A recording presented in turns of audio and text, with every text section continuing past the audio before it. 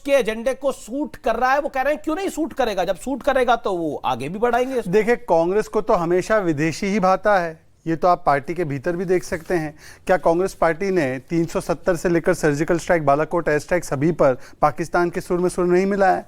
क्या global times की report को पैमाना बनाकर चाइना में गलवान के हमारे बलवान पर सवाल नहीं उठाया है? क्या कांग्रेस पार्टी ने जेरेमी कॉर्बिन जैसे व्यक्ति से मुलाकात करके उसके एंटी इंडिया स्टैंड को इंडोर्स नहीं किया है? और मैं आपके दर्शकों के लिए आज एक तस्वीर लेकर आया हूँ, कुछ दिखाना चाहता हूँ।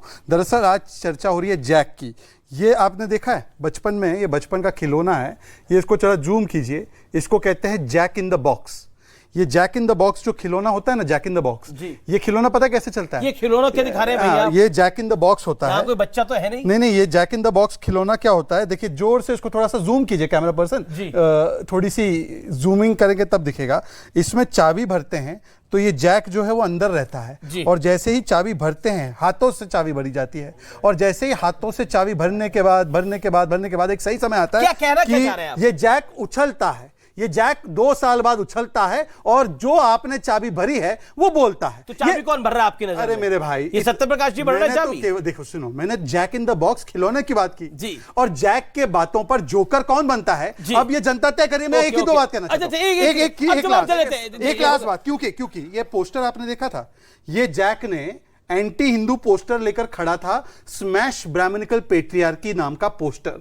ये वही जैक है जिसकी खुद की सरकार ने कहा है कि ये यूएस चुनाव में इंटरफेयर करता है। ये वही जैक है जिस पर फाइन लगा है अलग अलग लॉ के वायलेशन करने के लिए। वो सारी जानकारी है। अब चाबी कौन भर रहा है, चाबी कौन भर रहा है और जोकर कौन बन रहा है? जवाब दीजिए सत्यप्रकाश। कैम्ब्रिज एनालिटिका का जब मसला आया था कि डेटा चोरी करके कैसे सरकार चुनाव लड़ रही थी भारतीय जनता पार्टी की, तो उस समय ये बगले झांक रहे थे। उस समय कोई इनको जैक नहीं दिख रहा था। ये आंदोलन को दबाने की कोशिश में, अगर आप किसानों के आंदोलन को दबाने की कोशिश में एक बात आई है तो जांच करा लीजिए ना। रहा बात जैक सही टाइम पे, हैक करना चाहते हैं, जैक सही टाइम पे बाहर आया है तो तिलमिलाहट तो होगी इनको। सत्य बाबू, आप 2024 में प्रधानमंत्री बनाने के लिए नीतीश जी को निकल दिए, वहां से मंत्री छोड़ के जा रहे हैं। आप अपना घर तो संभालिए, आप जैक को हैक करने का प्लान बना रहे हैं। 10 सेकंड चले गए हैं, कोई बात नहीं है, चुनौती का वक्त है। 23 जून की मीटिंग बहुत मजबूत वाली होगी। एक सेकंड में एक पॉइंट में और जोड़ना चाहता हूं कि जब ये भारतीय जनता पार्टी के खिलाफ कोई विदेशी एजेंडा था, जब ये विपक्ष में थे, तो उस समय बहुत ताली बजाते थे, विदेशियों से बहुत मदद की है इन लोगों ने। उस समय ये लोग चुप रहते। अब कोई जांच नहीं कराना चाहते। कैम्ब्रिज एनालिटिका पे जांच क्यों नहीं कराई? बहुत अच्छी बात है। अभी इन्होंने दूसरी बार कैम्ब्रिज एनालिटिका का। अमित जी, मैं आपके साथ उस समय बीजेपी में नहीं था, मैं एनालिस्ट के रूप में आपके साथ उस डिबेट में शामिल हुआ था। कैम्ब्रिज एनालिटिका के विसल ब्लोअर ने बोला था कांग्रेस उनकी क्लाइंट है। याद है, हमने वो स्टोरी की थी। एक सेकंड अमित जी, मेरी बातों में हस्तक्षेप ना हो। अमित जी, मैं बात रख रहा हूं अपनी, हस्तक्षेप ना हो। देखिए, ये मैंने अभी न्यूज रिपोर्ट भी खोल दी है। Congress was Cambridge Analytica client, whistle blower Christopher Wylie. ये कांग्रेस का पहले से चरित्र रहा है कि जब जनता से हारे तो फिर जैक डॉर्सी के सहारे। मेरे साथ कौन कौन जुड़ रहा है? मेरे तो शुभरास्ता जुड़ रही है, अभय दुबे जुड़ रहे हैं, अजीज खान जुड़ रहे हैं, और आप तीनों का अभिनंदन है। आप उस तरफ जाइए और मैं अब रुक करता हूं आपका। अभय दुबे जी, अभय दुबे, क्या आपको लगता है कि आप भी सिलेक्टिव हैं? आप जब आईएमएफ भारत की ग्रोथ रेट के आंकड़े को बढ़ाता है तो आप उस पर भरोसा नहीं करते, लेकिन एक जैक एंड जिल निकल के आता है अमेरिका से तो आप उसकी बात पे भरोसा करते हैं और went up to the hill हो जाते हैं।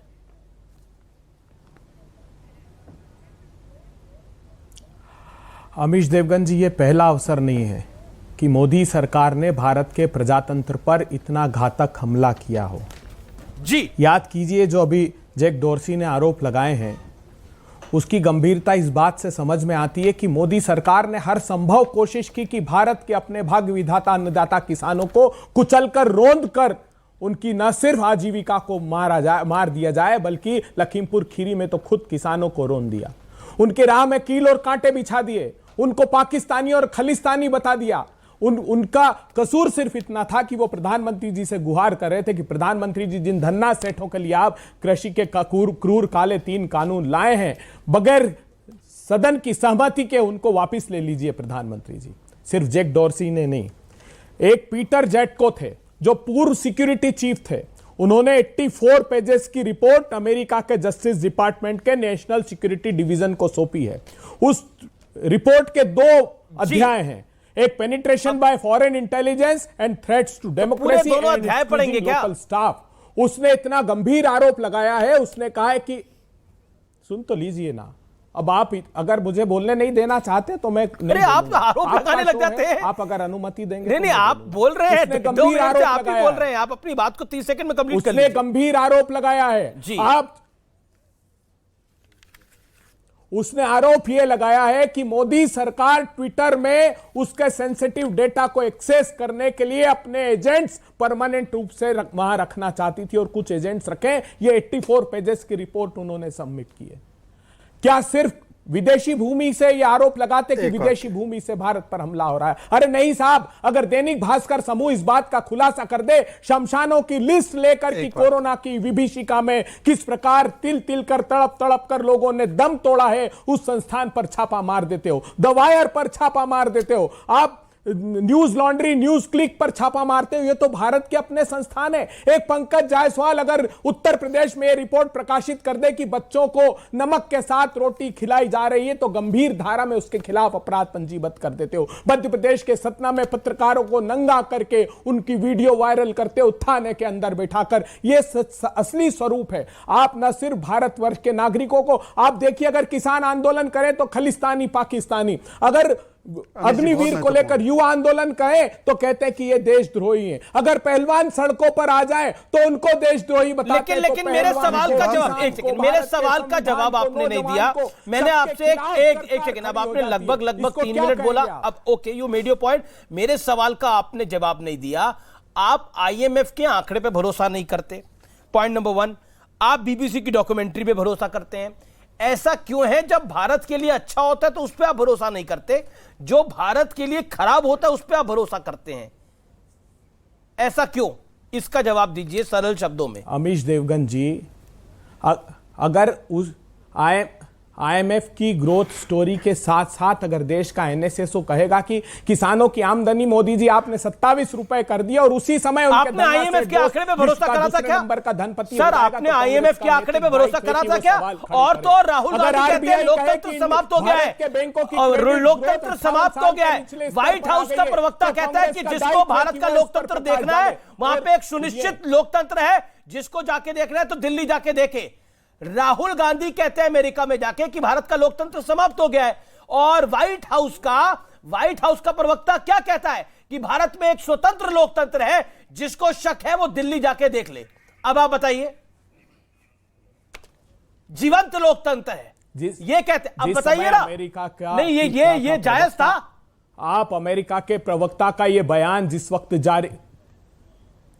जिस वक्त अमेरिका के प्रवक्ता ये बयान जारी कर रहे थे, उस समय रिलीजियस फ्रीडम रिपोर्ट अमेरिका ने जारी की और कहा कि भारत में स्थितियां बद से बदतर हो गई है। प्रेस फ्रीडम इंडेक्स की रिपोर्ट अमेरिका ने जारी की।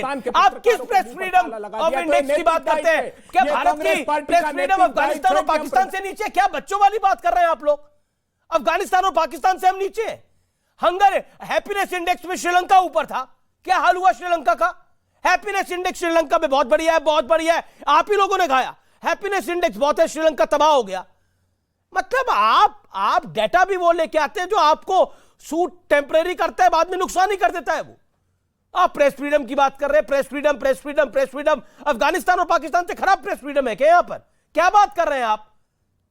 भारत की लोकतांत्रिक पार्टियां भी चुनाव जीते कर्नाटक के अंदर, बीजेपी को रौंदा है आप लोगों ने कर्नाटक के अंदर, और आप बोल रहे हैं भारत में लोकतंत्र नहीं है।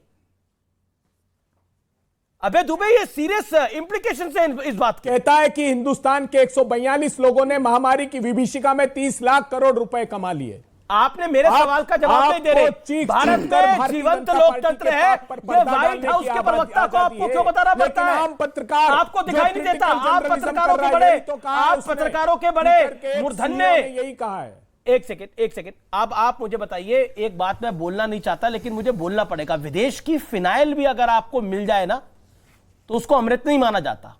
विदेशी फिनाइल को अमृत नहीं माना जाता। प्रॉब्लम यह हो गई है कि विदेशी फिनाइल को भी अमृत मान रहे हैं।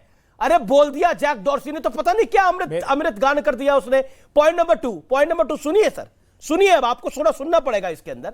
आप मुझे बताइए, क्या भारत में जीवंत लोकतंत्र नहीं है? बोलिए, जहां आप चुनाव जीत कर आए, जवाब भी दूंगा। जहां आप चुनाव जीत के आए, हिमाचल आपने जीता, कर्नाटक लेटेस्ट आपने जीता, भारत में जीवंत लोकतंत्र नहीं है। आपको ये वॉशिंगटन डीसी के प्रवक्ता को क्यों बताना पड़ता है? इसका जवाब खोज के रखिएगा, क्यों बताना पड़ता है आपको? केवल 30 सेकंड लूंगा, क्योंकि 2 बार अभय जी ने जिक्र किया खालिस्तानी पाकिस्तानी किसानों को।